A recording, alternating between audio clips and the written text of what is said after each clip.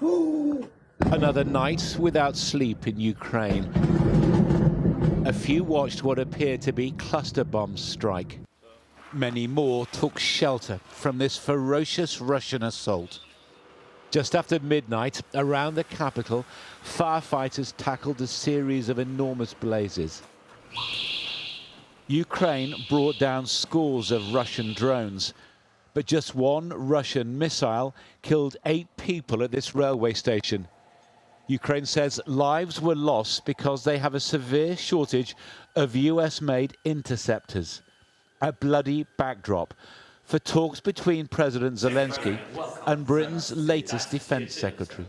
I'm sorry I'm arriving on a day when you've had a difficult night. Yeah, but really between us we usually have not simple nights. For us, air defence is #1, and to strengthen our capabilities, our own capabilities, because we depend on anti-ballistic. Wes Streeting was shown the scars of earlier attacks and promised what help he can. We've got a huge coalition of support for Ukraine, a wide range of capability across that coalition, and it's my job as the UK Defence Secretary, particularly working closely with Boris Pistorius, the German Defence Minister, through our contact group to mobilise support for Ukraine, and that's what we're doing. Patriot batteries are a proven defence against ballistic missiles, but America's own stockpiles are stretched by war in the Gulf. Donald Trump offered and then withdrew the chance for Ukraine to build their own.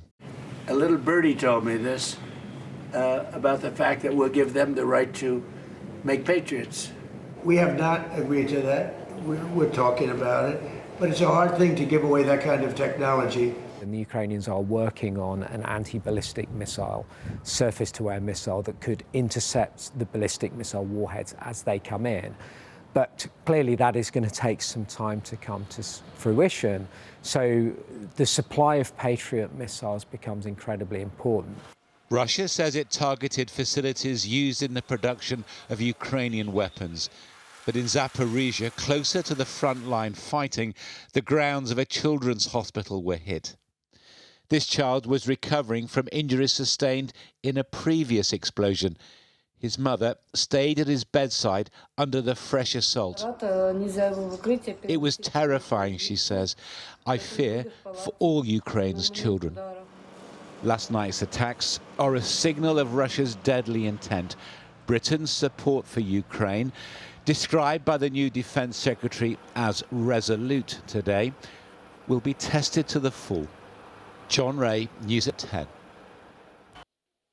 Well, Harry joined Mr. Streeting on his trip to Ukraine, and before he left this evening, he gave us his assessment of the meeting with President Zelenskyy.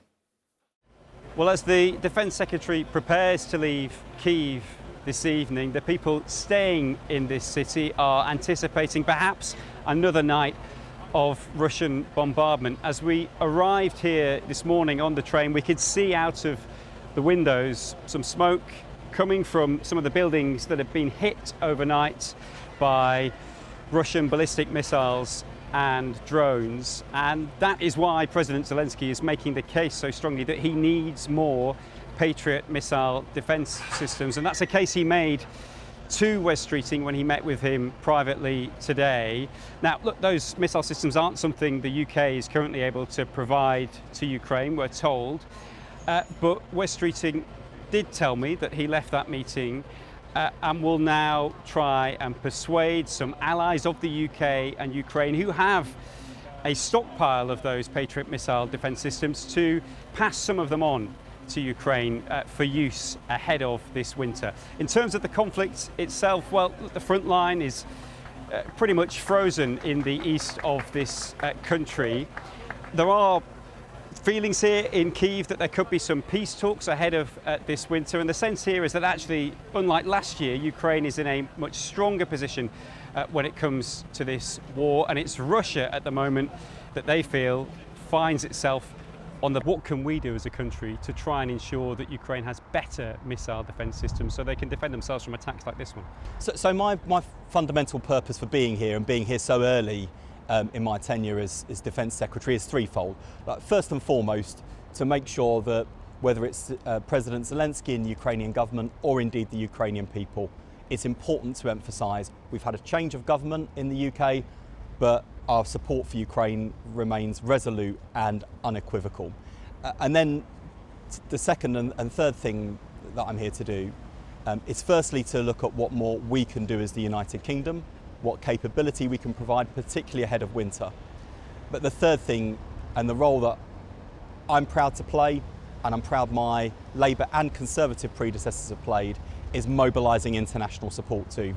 So where the UK lacks a capability Ukraine needs, but others have it, I'll be picking up the phone, working with Ed Miliband as Foreign Secretary to mobilise international support. Well, the others that have it are the US, and at the moment Donald Trump doesn't seem willing to provide the licensing for those Patriot missile defence systems that Ukraine says it needs. Do you think the US is sort of wavering in its support for Ukraine at the moment?